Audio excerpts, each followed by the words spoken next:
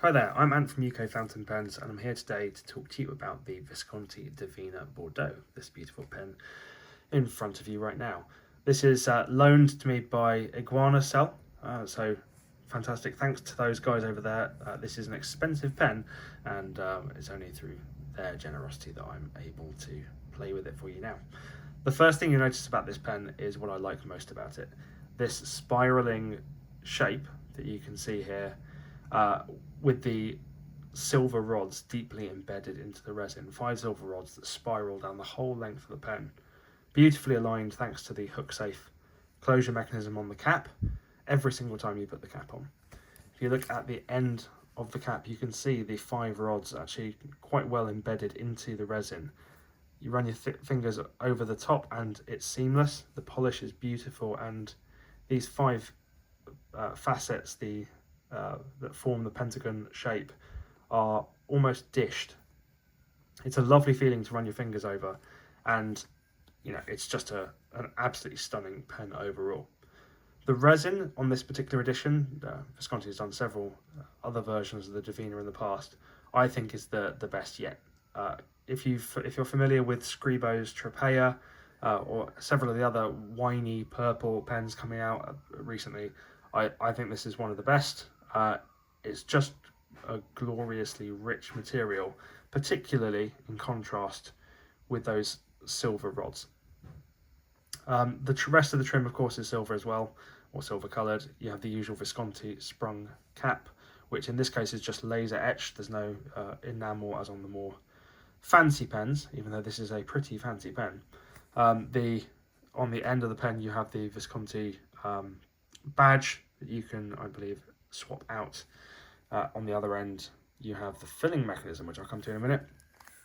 Inside is a rhodium plated version of Visconti's in-house 18 karat nib. This one is a fine.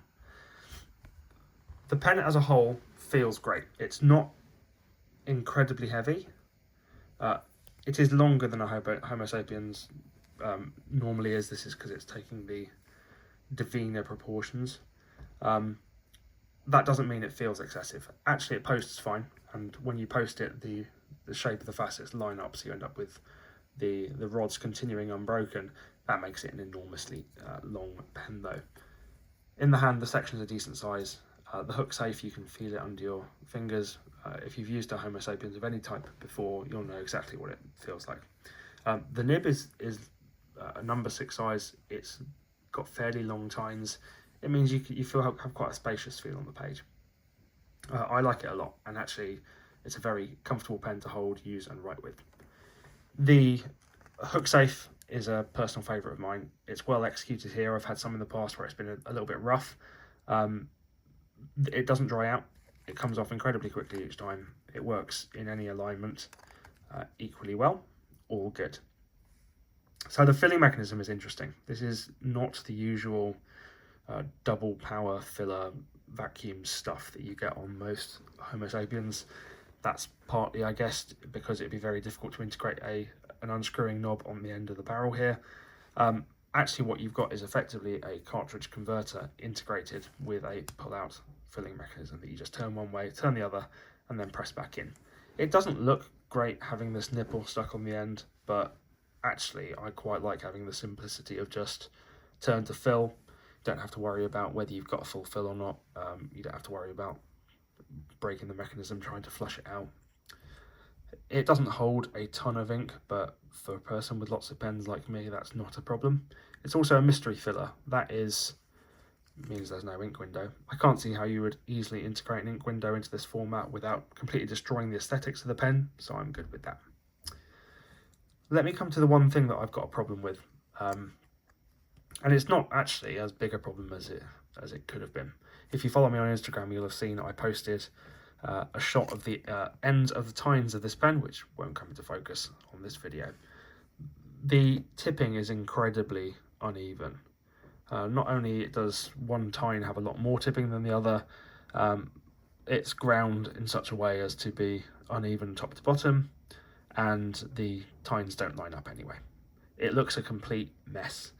Actually, because this is a very soft nib, it's very springy. After an initial click when you press the nib down onto the paper, which you may hear, the tines kind of sort themselves out and you end up with a pen that works okay. It's a bit scratchy, it's a bit squeaky, but it's fairly wet, and it's, well, you can really hear that. It's a really wet writer. This is nice. It's quite broad for a fine. I'd have classed this more as a medium. I think it's a nice looking nib. The long tines really help give you that feeling of precision and control. I just can't get over the fact that Visconti can continue to sell pens priced at £925 that don't have consistent tipping.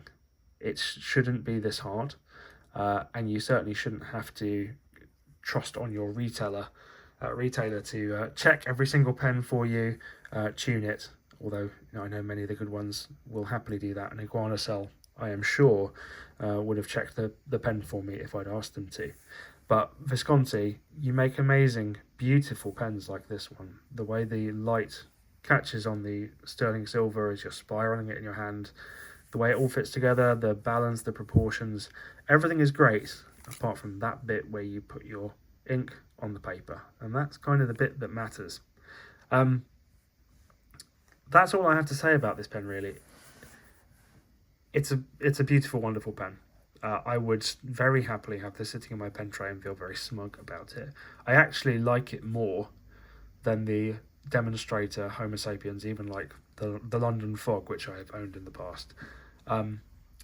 The opaque resin means you don't have to worry about the mess of ink throughout your pen. Nice, simple filling mechanism, and you do get this beautiful spiraling effect. It is truly stunning, and I can't go on enough about it. Be very aware, though, that when you buy a Visconti, you've probably got about a 50% chance of getting a duff nib. Talk to your retailer first, get them to have a look at it under a loupe, get them to send you photos, or plan to send it straight to a nibmeister when you get it.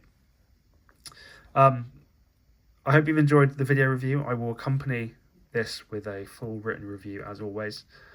Thanks again to Iguana Cell for loaning me this pen, and check out the written review for details of an exciting discount code if you're interested in purchasing one for yourself. Thanks a lot.